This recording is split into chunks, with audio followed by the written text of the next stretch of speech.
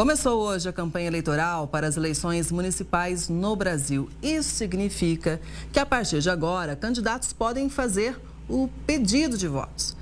A campanha no rádio e na TV começa só no dia 30 de agosto. Em outubro, eleitores de mais de 5.500 municípios vão escolher novos prefeitos e vereadores. E é importante conhecer as regras do que pode e o que não pode durante esse período muito importante, né? Por isso a gente faz conexão com o professor de Direito Constitucional da Universidade Federal Fluminense, Gustavo Sampaio. Boa tarde, professor. Gosto sempre de ter o senhor comigo aqui no Conexão para falar de assunto importante e esse é um deles, né? Até porque esse ano, a cada ano, com o avanço tecnológico, acho que o desafio é maior em relação a tudo isso. Então, a minha primeira pergunta é em relação à internet, professor. O que pode e o que não pode?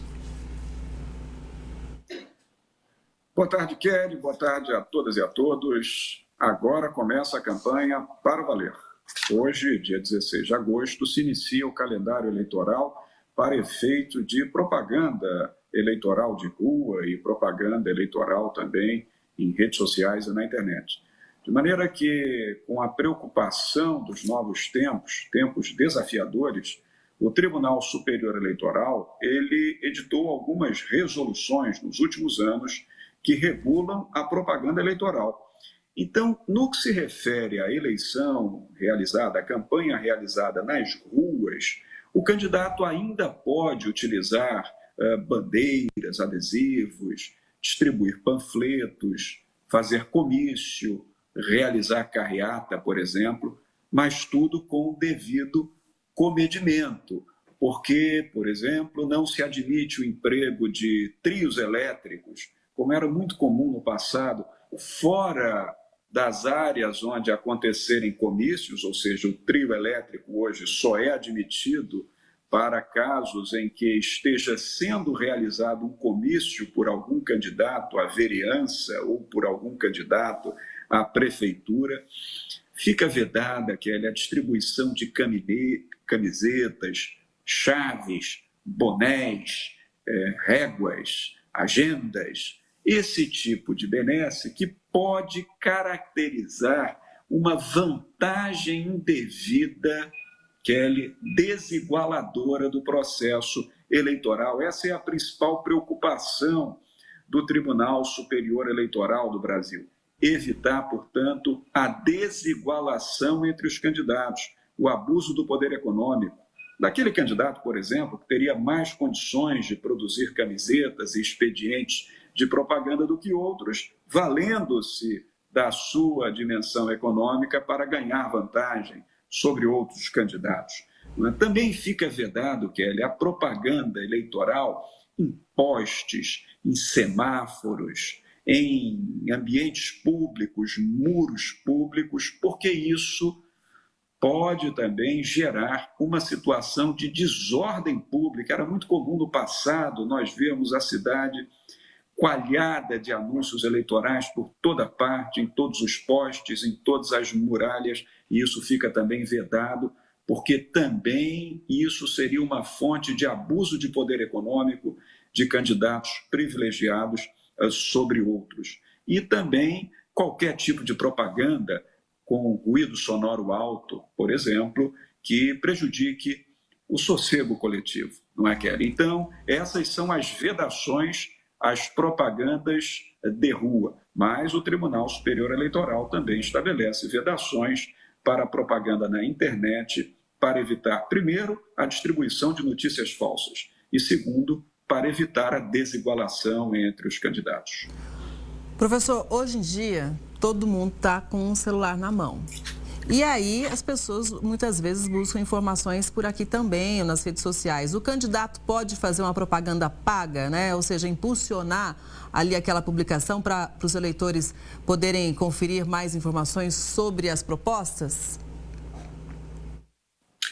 É uma boa questão, Kelly. Essa também foi uma preocupação do Tribunal Superior Eleitoral, porque nesse momento nós temos propaganda eleitoral acontecendo em 5.570 municípios em toda a Federação Brasileira.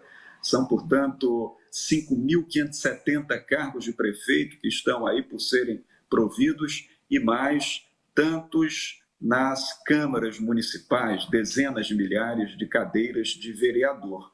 Então, o impulsionamento da propaganda na internet, que é uma realidade dos nossos dias, ele até pode ser feito nos limites das resoluções e jamais para prejudicar outro candidato. É possível até utilizar-se do meio digital remoto na internet para impulsionar a difusão da propaganda sem que isso jamais seja em demérito de algum candidato concorrente, sob pena até de responsabilidade daquele provedor ou daquela instituição que estiver difundindo aquela propaganda eleitoral. Ainda assim, Kelly, eu quero deixar claro que há duas resoluções importantíssimas que eu recomendo, inclusive, ao eleitor que leia: a resolução número 23.738 sobre o calendário das eleições, é muito importante seguir o calendário, e a resolução 23.610 de 2019, que é exatamente essa que freia a utilização da internet de maneira desproporcional. Então, para terminar de te responder, Kelly, essa difusão de propaganda, ela jamais pode, na internet, com impulsionamento, prejudicar quem quer que seja e jamais pode difundir qualquer tipo de informação falsa. É preciso ter muito cuidado, muita atenção. As informações falsas são vigorosamente proibidas pela legislação eleitoral de regência e pelas resoluções do Tribunal Superior Eleitoral.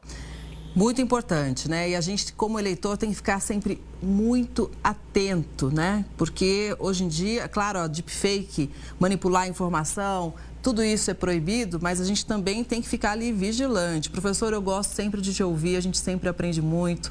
Muito obrigada, uma boa tarde, ótimo fim de semana.